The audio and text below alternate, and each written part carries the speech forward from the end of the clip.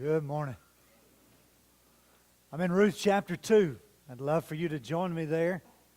Ruth chapter 2. It's wonderful to see such a great crowd gathered this morning. Thank you. Thank you for being here. If you are visiting, thank you for coming our way, and we hope you'll do it again. We began the new year with the book of Ruth in a 4-part series on the blessings of loyalty. Loyalty is attractive, you understand. Loyalty is contagious. Loyalty is a lifestyle. It's about choices. In the book of Ruth, we find several choices.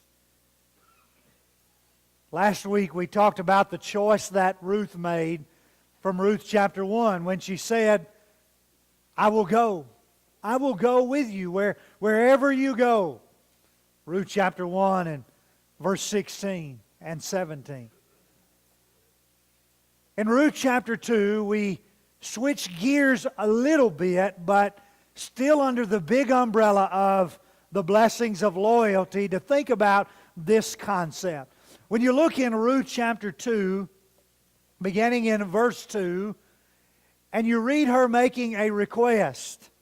The request is, you're going to have to do it, brother. The request is this: let me go into the field. Let me go into the field.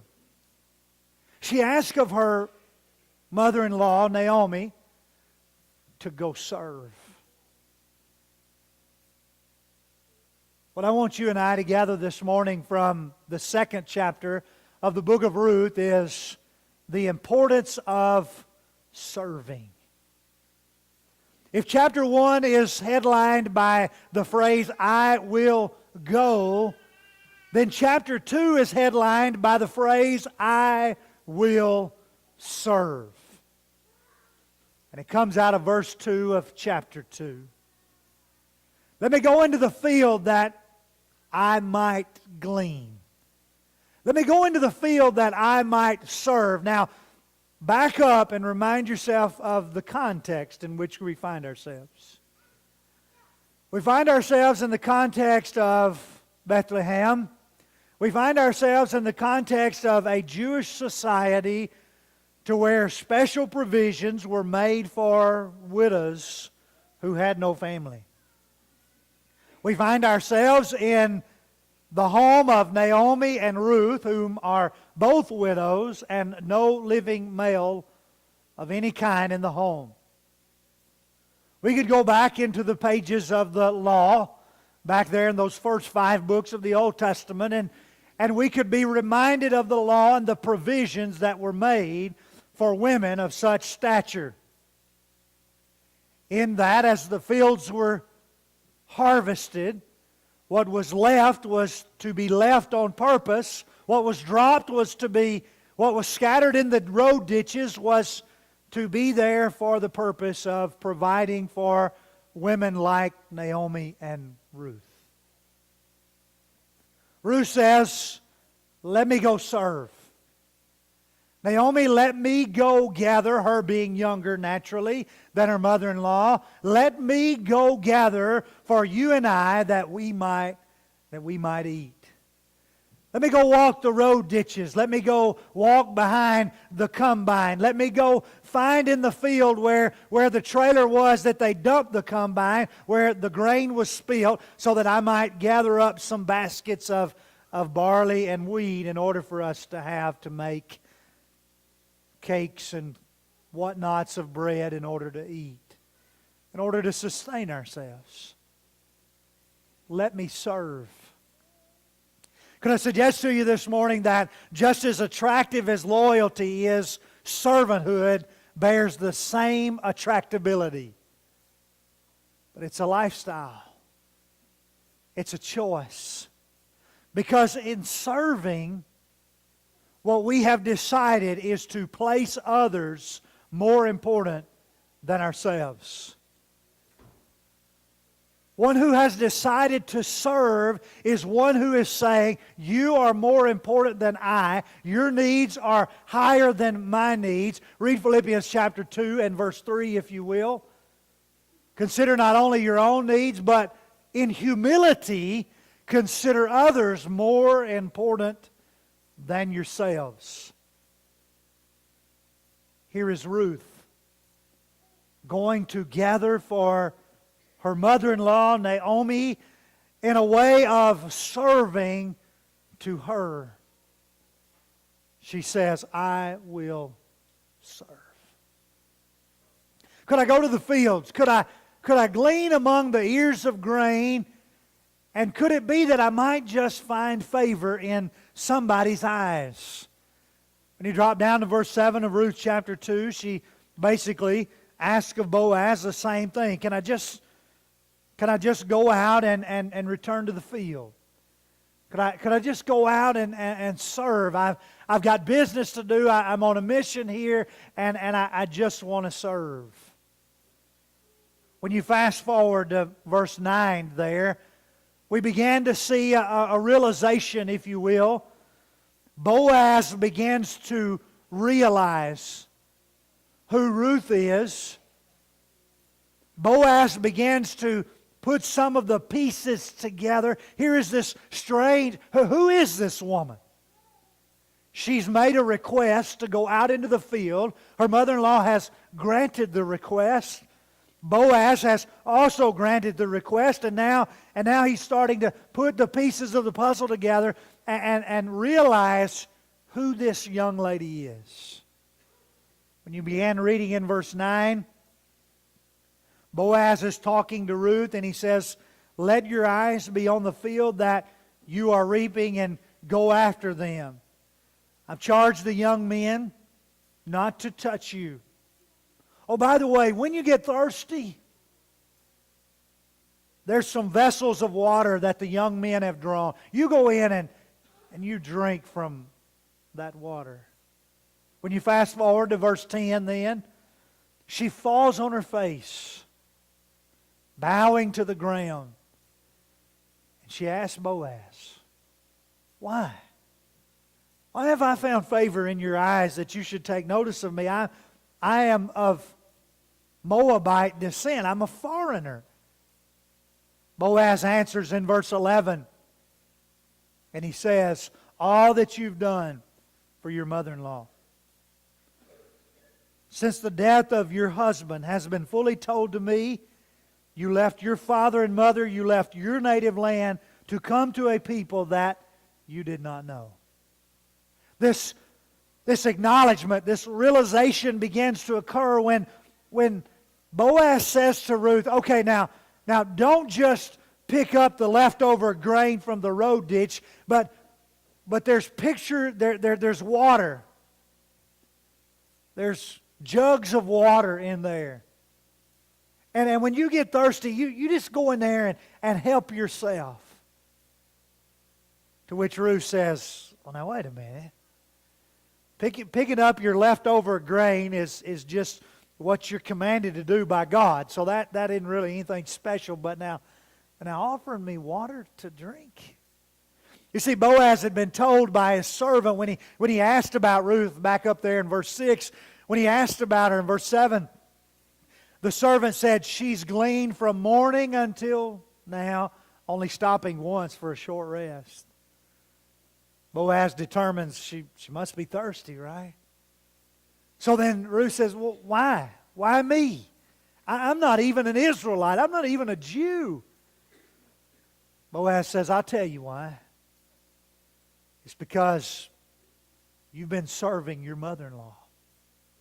You've been a servant all this time. You left all your family. You left your land to come back to take care of your mother-in-law. Your focus, your desire, your intent considered her needs more significant than your own needs. The true definition of servanthood.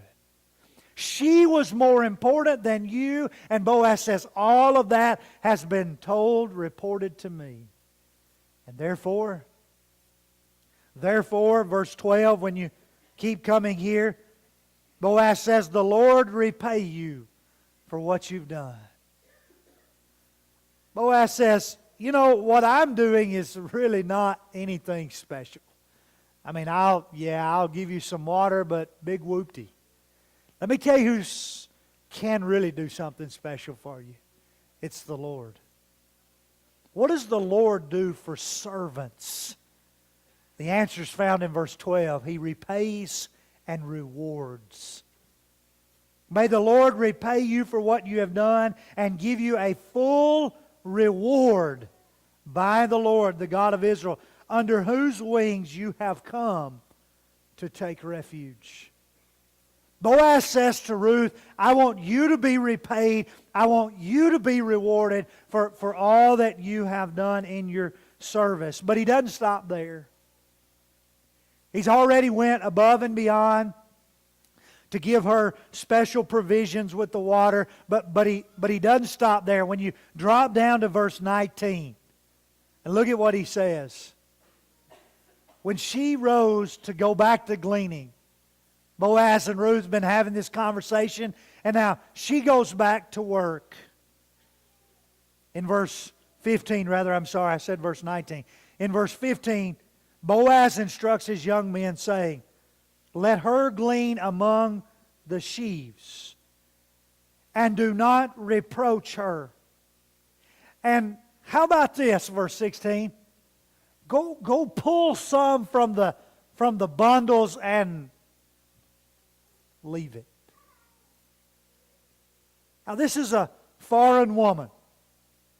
Boaz has zero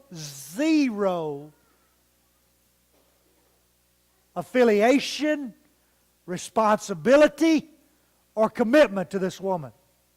She is not a widow Jew. She is a widow Moabite. Now Naomi, on the other hand, is. And obviously you was listening to Matthew, and I always like to throw Matthew some good words like Elimelech, stuff like that. So you already know that Boaz was of Elimelech's family. So he knew Naomi. He knew the boys. He knew, according to verse 11, some of the things that had transpired. He knew who Ruth was. She wasn't a stranger. But now he's going above and beyond to the point that in verse 15 he says, don't anybody make fun of her. Don't you reproach her don't anybody embarrass her.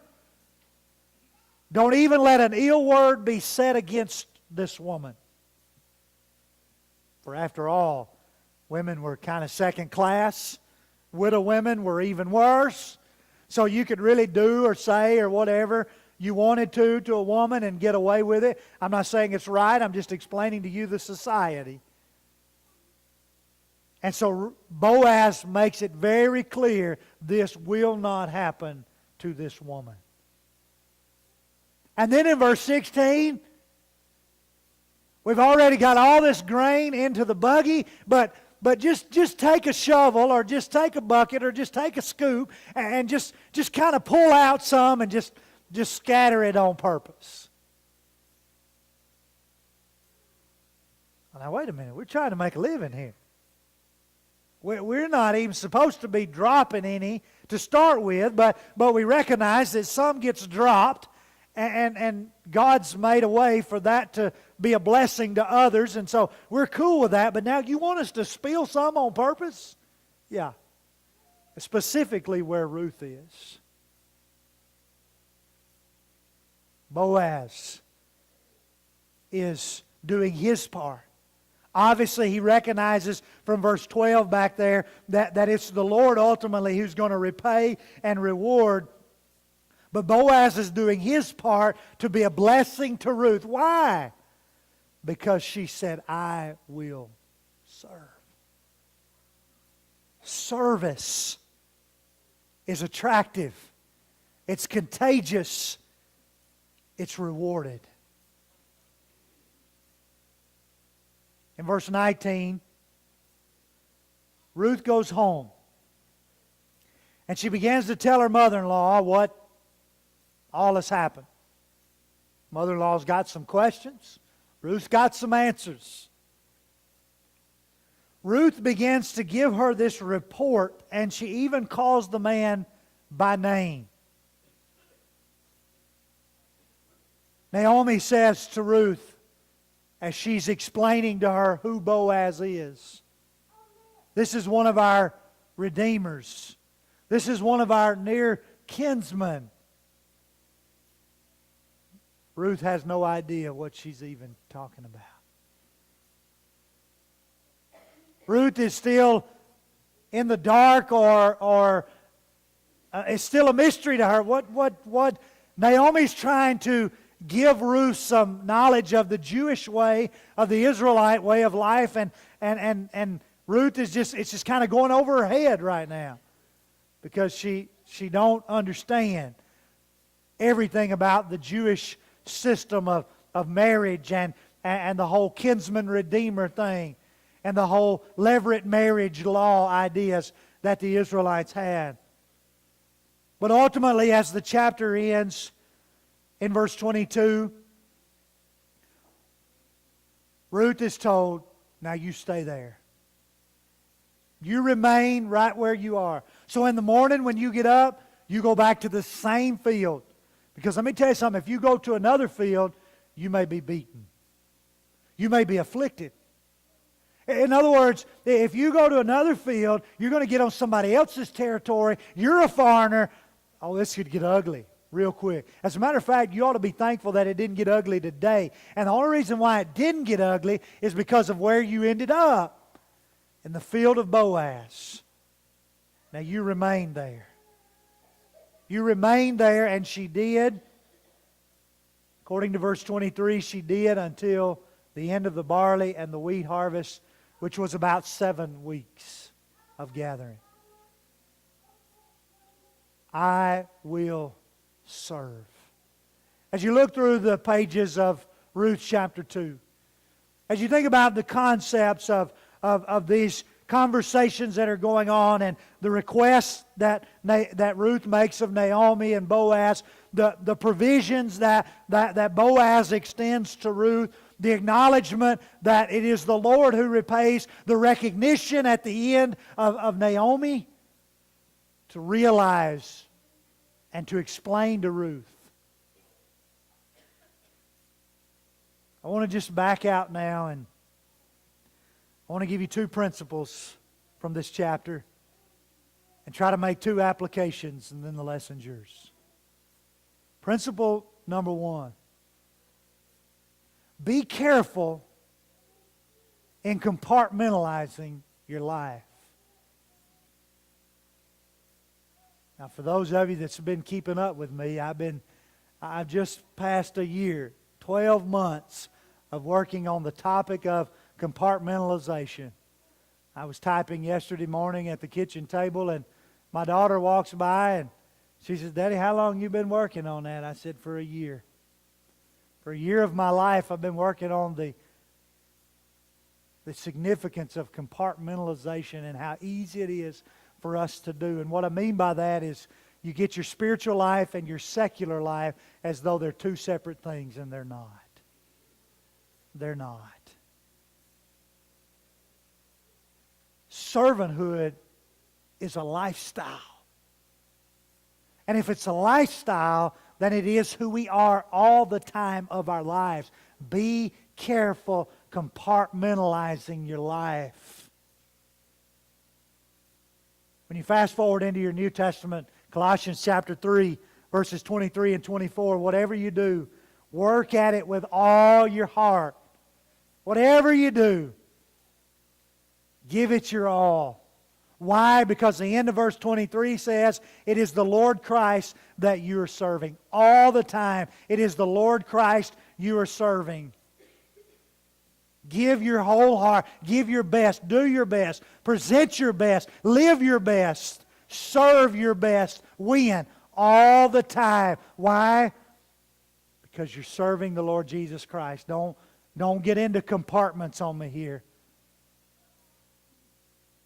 Don't start treating life as though this is who I am today, and this is who I am tomorrow, and this is who I am the next day, because nowhere in the Bible do you find that being even taught, much less authorized or commanded. We are who we are all the time, in that if I'm going to serve, I need to be a servant. And everywhere I go, I serve. Well, I'm out of the compartment of servant now. I'm into the compartment of whatever else. I don't have to serve anymore. Wrong answer. You've just fallen guilty of compartmentalizing your life. Don't do that. The second principle that I want to pull out of Ruth chapter 2 to help us realize the importance of serving is that grace is never owed. We should always be awed by grace. What did Ruth receive from Boaz? She received grace. You call it whatever you want to call it, but she had done nothing. She had done nothing. She wasn't even of the right descent. She hasn't proven herself. She was not deserving. She hadn't earned all of those special provisions, but she received them. What is that? That's grace. She was not owed grace. She was awed by grace. In that, according to Ruth chapter 2, in verse 10, she fell at the feet of Boaz. She fell in humility, wowed by the grace that was given to her, and she didn't even know the full extent of it in verse 10. In 2 Corinthians chapter 12, verse 9, Paul says, "But the Lord said to me, my grace is sufficient for you, for my power is made perfect in weakness. Therefore, I will boast all the more gladly about my weaknesses, so that Christ's power may rest on me." I will boast. Christ's grace, the Lord's grace, is sufficient, but we are never owed it. We should be awed by it. 2 life applications. Number 1, servanthood is still powerful in our world today. If you don't believe me, try it. Just try it. Start tomorrow putting the interest and the desires of others before your own. Just try it. One day, just try it. Show yourself to be out for the other person, to help them in life more than helping yourself. And just try that. And tell me that it's not powerful. Tell me that others don't see it, because I know they will. One of the biggest reasons why is because it's one of the furthest things from our American culture mindset of today. Serve. Serve others.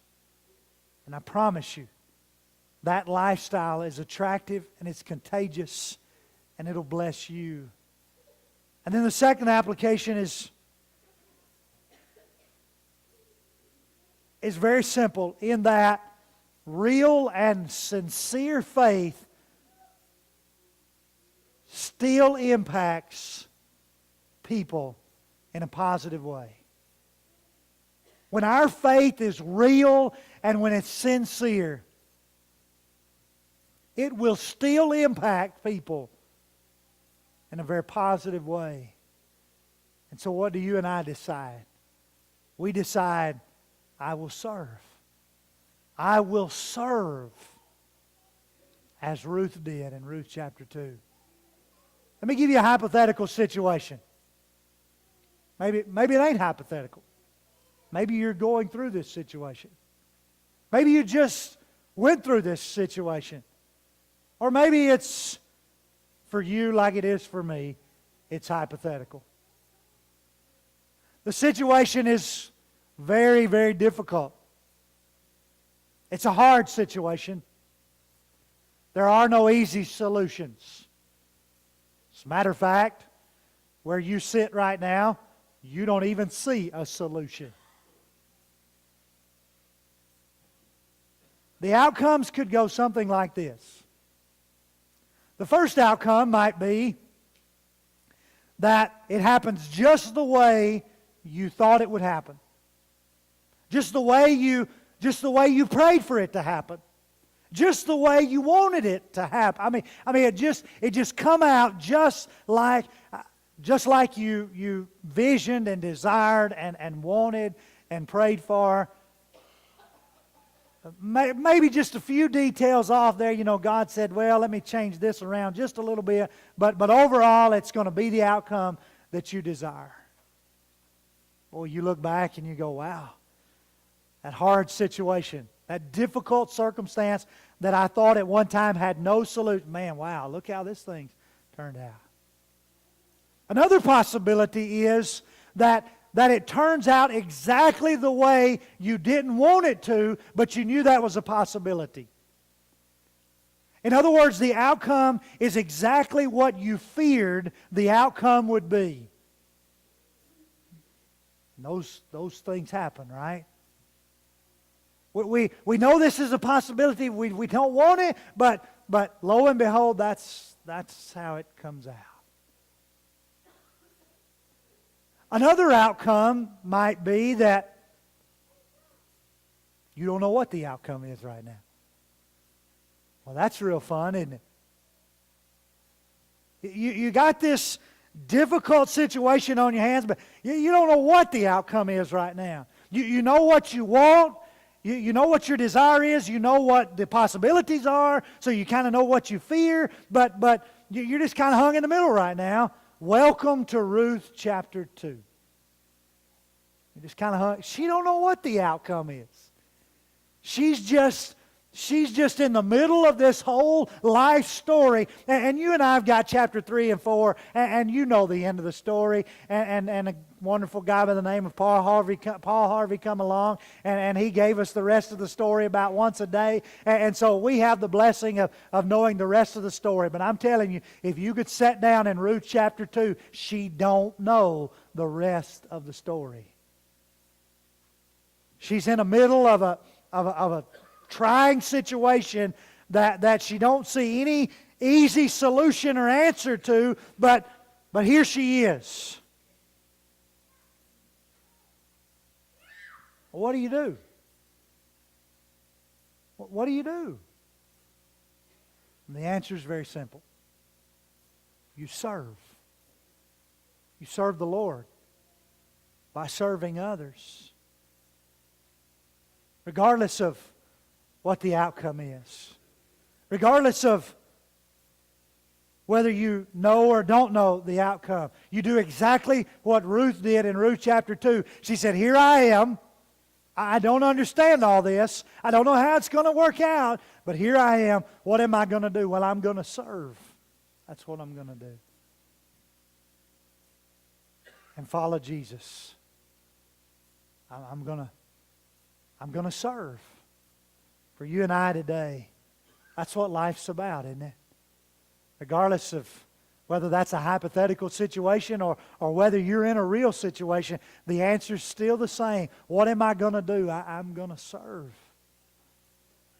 I'm going to serve the Lord. I'm going to follow Jesus. And so this morning, with the invitation song looming near, the question's very simple. Are you, am I? Are we following Jesus?